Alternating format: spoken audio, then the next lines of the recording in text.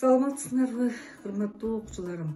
Бүгүн биз кечээкү өтүлгөн иш кагаздары деген теманын уландысы арызга токтолмокчубуз.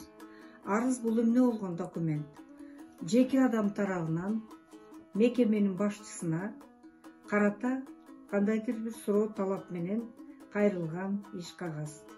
Бул көбүнчө жумушка алуу, жумуштан бошотуу, өргүүгө чыгуу, баланы мектепке киргизүү, же болбосо окууга тапшыруу сыяктуу учурларда жазыла турган, толтурула турган документ болуп эсептелет.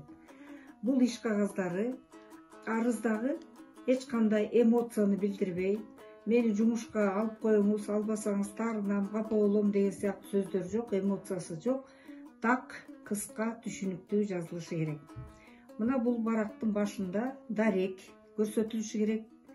Кайсы мекеменин аты, анын жетекчиси жана кимден экендиги. Андан кийинкиси мына формулярдын экинчи реквизити, кечээкү айткан маалымат берген экинчи бөлүгү. Мында документтин аты айтылат. Андан кийин абзацтан документтин тексти кетет. Текст жазылгандан кийин дата коюлат. Ал эми дата коюунун дагы туура жолу бар.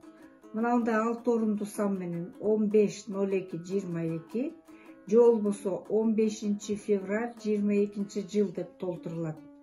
Бирок биз кээде байкап калабыз 15 сызыкча кыйгаш сызык, анан рим сандарын коюп коет.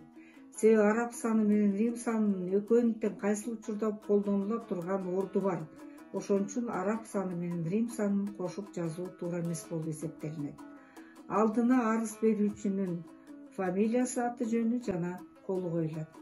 Эми бул арызды биз кайсындай учурда жазарыбызды билдик жана арыз бул официалдуу иш кагаздарына жана официалдуу эмес иш кагаздарына да кирет. Официалдуу учурда расмий учур кандай болот дегенде, кечээкү сабакта айтылган, же президент, же жогорку кеңеш, же өкмөт, же жогорку соттун чөйрөсүндө жүргүзүлгөн иш кагаздар болсо бул расмий. Ал эми бул жергиликтүү эле чөйрөдө берилип аткан, жумушка алган, бала бакчага кирген, өргүүгө чыккан же жумуштан бошотулганга жазылган арыздын баардыгы тең расмий эмес иш кагаздарына кирет. Демек буга арыз жазылгандан кийин ошо мекеменин жетекчиси жерине башына же жумушка алынсын, же жумушта алууга уруксат берилбесин деген сыяктуу өзүнүн пикирин жазып анан колун коюп берип коет. Демек бүгүнкү сабагыбызда арыз менен тааныштык. Саламатта калыңыздар.